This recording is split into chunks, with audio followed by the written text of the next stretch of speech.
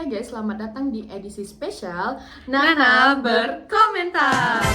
Aku Nafa. Aku Naura. Kami Nana siap menemani harimu. Oke, so guys, kita berdua itu baru aja nonton film dari channel YouTube-nya Watchdog. Ada 2 film nih, apa aja?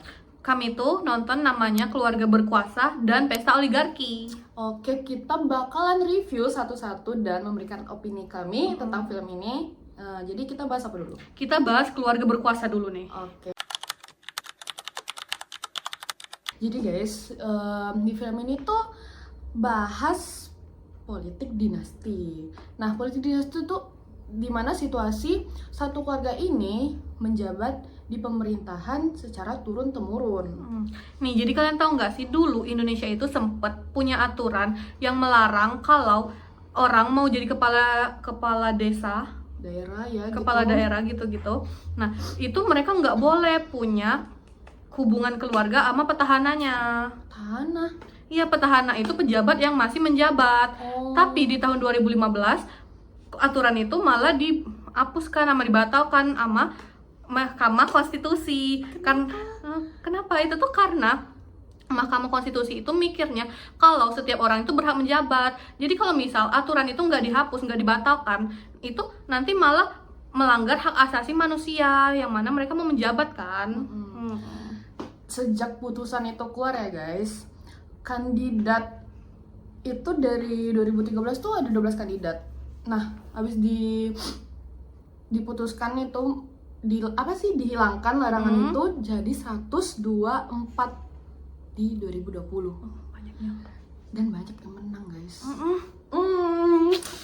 Kenapa tuh?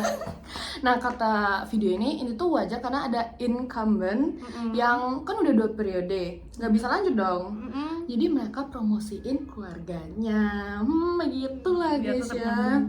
Terus video ini juga mention Pak Jokowi yang kita bilang menormalisasi politik dinasti ini. Kenapa bisa bilang gitu? Karena Bapak Jokowi ini masih menjabat sebagai presiden Indonesia. Tapi di waktu yang bersamaan ada keluarganya yang mencalonkan juga jadi menjadi kepala daerah. Di situ kayak Apa tuh? gitu. Dinasti tuh. Kayak di Maluku Utara nih, ada bupati namanya Abdul Ghani Kasuba. Dia itu waktu itu divonis sekitar 8 tahun penjara karena dia menerima suap sebanyak 100 miliar rupiah. Nah, itu tuh terkait sama pembelian perusahaan. Dia tuh awalnya tuh ada obral sebanyak 52 izin perusahaan. Nah, tapi karena dia obral sebanyak itu, lingkungannya jadi rusak. Sungai-sungai warga juga malah jadi pada berlumpur dan gak bisa dipakai lagi. Terus ada juga nih di Mamuju Tengah. Di sana itu bupati sama DPRD-nya itu benar-benar dikuasai sama satu keluarga. Yang mana di sana itu pembangunan jadi pada terhenti. Terus hak-hak tentang kepemilikan lahan warga itu pada diambil sama bupatinya itu loh. Sangat Aduh, jadi sangat dinasti. gini, kenapa ya menurut kita berdua, kenapa kita harus peduli ya guys sama topik yang lagi kita bahas ini? Karena dinasti politik ini bisa jadi strategi buat wealth defense. Nah, itu gimana tuh artinya tuh mempertahankan kekayaan.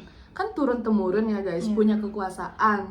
Jadi kayak korupsi itu bisa lanjut terus gitu. Lancar. Terus gini, misal guys, bapaknya 10 tahun lanjut, anaknya berapa? 10 tahun juga. Ya, itu kan keberlanjutan. Kita butuhnya apa? Kita butuhnya pemimpin baru. Enggak, iya juga sih, tapi maksudnya perubahan. Yuk, kita butuh perubahan baru. Jadi gitu, maksudnya kita kayak siapa sih yang mau Stop di situ-situ keberlanjutannya? Nggak apa-apa kalau lanjut, kalau bagus. Kalau enggak, Berubah dong. Gitu. perubahan. Terus, nah yang bahaya banget apa? Kita bisa aja nggak percaya sama demokrasi lagi. Kita punya trust issue jadi ya guys. Jadi kayak ini asli nggak nih? Ini asli nggak nih? Jadi kita mikir gitu terus. Nah, tapi intinya tuh ya, walau kita nggak bisa ngelarang, karena kan keputusan MK udah bulat tuh. Nah, walaupun kita nggak bisa melarang, kita juga nggak boleh nggak boleh kasih mereka spotlight. kompetisi itu harus tetap adil. Jadi kayak orang-orang yang nggak punya privilege, yang nggak punya orang dalam dari keluarga mereka itu tetap bisa menang secara fair, secara adil. Setuju. Nih, kalau misal kita nggak melawan tuh, kita masih tetap setuju aja sama peraturan yang tentang dinasti itu, kita bisa aja negara kita kayak tetangga sebelah tuh yang dikuasai sama dinasti, yang mana bikin negara kita jadi nggak baik, jadi hancur lah pokoknya, duar gitu. No ya No. guys. So kita harus peduli, kita jangan tone deaf, buka mata, buka Mana tuh? kita harus melek. Kayak misalnya ada yang bilang politik mah nggak penting. Siapa tuh? Jangan ya. Nggak boleh, no. Politik itu ada di semua kehidupan kita, di Iya, setiap aspek pajak. kehidupan. Udah, kita nggak usah bahas aja. Kita Nggak boleh. Kita Oke, fokus. jadi itu review dan komentar kami tentang film Keluarga Berkuasa. dari Watch Dog. Nih, tadi kan kita udah selesai tuh membahas tentang keluarga berkuasa. Sekarang kita bakal membahas tentang pesta oligarki. Oke, jadi film tadi kita bahas dinasti ya. Mm-mm. Nah, kalau film ini dia nunjukin tuh sebenarnya siapa tuan rumah dari pemilu di Indonesia. Yang sebenarnya pasti bukan kita ya, tapi para oligarki. Nih, kita bahas dulu nih ya, apa itu istilah pesta demokrasi. Sebenarnya tuh istilah ini bukan istilah baru, soalnya pernah juga disebut oleh Presiden Soeharto pada pemilu tahun 1982. Di era Orba tuh, pemilu tuh sebenarnya cuma jadi perayaan formalitas 5 tahunan gitu lah.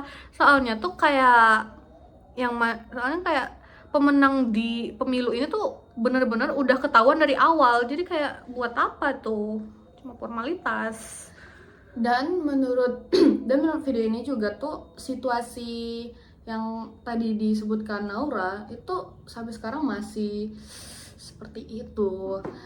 Kayak mereka yang berkuasa itu berlomba-lomba untuk mempertahankan kekuasaan, aset-aset. Jadi biar di putaran itu aja, yang biar kaya tambah kaya, yang miskin ya tetap miskin lah gitu. Dan masyarakat ya cuman dikasih harapan, dikasih janji, ya udah sekedar omon-omon. Nah, tapi Naf, oligarki itu siapa aja sih?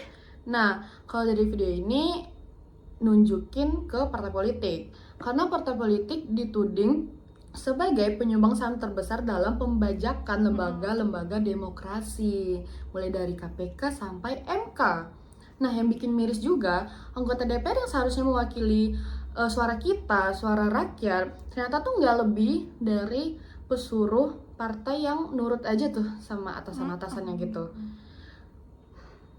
Nah, film ini tuh juga membahas tentang tembok besar yang dibikin oleh para oligarki itu untuk menutupi pintu gerbang demokrasi. Apa sih temboknya itu? Temboknya itu tuh adalah presidential threshold. Presidential threshold ini tuh kayak semacam skenario buat menutupi peluang majunya capres alternatif. Jadi kayak koalisi yang terbentuk itu cuma koalisi transaksional, bukan karena kesamaan ideologi. Dan ini juga berujung ke kehilangannya etika dan moral berpolitik. Mulai hilangnya etika ini tuh dari pelanggaran etik Mahkamah Konstitusi, yang mana bikin Gibran tuh lolos sebagai cawapres. Hilangnya etika ini tuh juga jadi seruan keras dari para guru-guru besar dari berbagai kampus di Indonesia. Betul, jadi ketika pendapat kritis dari akademisi gitu ya dibungkam, diabaikan, nah itu buat masyarakat sipil itu udah nggak percaya lagi sama penyelenggara negara. Dan film ini juga nunjukin indeks demokrasi kita terjun bebas dari ranking 79 ke 87. Maksudnya tuh kayak 79 tuh apalagi 87. Iya kan? Nah, di video ini juga ada nampilin Cindy itu mahasiswa di Lampung yang dimana lahannya itu digusur paksa oleh pemerintah Provinsi Lampung. Itu karena ada pembangunan kota baru yang dimana itu warisan dari Orba yang mangkrak. Mm-mm. Tuh. Jadi sini juga ngerasa pemilu itu nggak nyediain jalan keluar karena udah nggak percaya nih sama hukum formal. Rakyat tuh menggelar yang namanya Mahkamah Rakyat Luar Biasa. Mahkamah Rakyat ini digelar karena hingga akhir masa jabatan Pak Jokowi, bahkan yang periode kedua itu yang nggak ada solusi gitu loh. Dari yang janji politik kayak menuntaskan pelanggaran HAM, korupsi gitu tuh nggak ada, bahkan tambah parah. Nih, bahkan asal kalian tahu, skor pemilu di tahun 2024 itu yang dikasih sama pengamat di video yang kita tonton ini, itu tuh rendah banget, bener-bener serendah itu. Kayak orang-orang itu ngasihnya 2/10, bahkan ada yang ngasih tok 0 gitu. Mereka kasihnya 0 karena ngerasa kalau pemilu ini tuh bener-bener cuma jadi pesta oligarki gitu kan, pestanya para oligarki, dan yang lain itu cuma jadi kayak semacam aksesoris panggung politik doang. Terus kayak kesimpulannya itu, pesta oligarki ini nunjukin kalau demokrasi itu lagi sakit parah, demokrasi kita lagi sakit parah. Pintu gerbang politik lagi ditutup rapat-rapatnya oleh para mereka yang memiliki kekuasaan sejak Orde Baru. Nah, kita tuh dipaksa apa ya guys, nelen keputusan yang nggak masuk akal gitu loh. Dan ya ngebuat masyarakat sipil marah dong, kayak Siapa ya yang ini untuk siapa sih sebenarnya keputusan? Masyarakat seneng nggak? Enggak. Jadi gitu deh guys. Jadi tolong ya, kita tuh harus melek, kita harus buka mata, kita harus melawan, kita nggak boleh diam karena Nggak kalau boleh. diam ya bisa aja demokrasi kita hilang.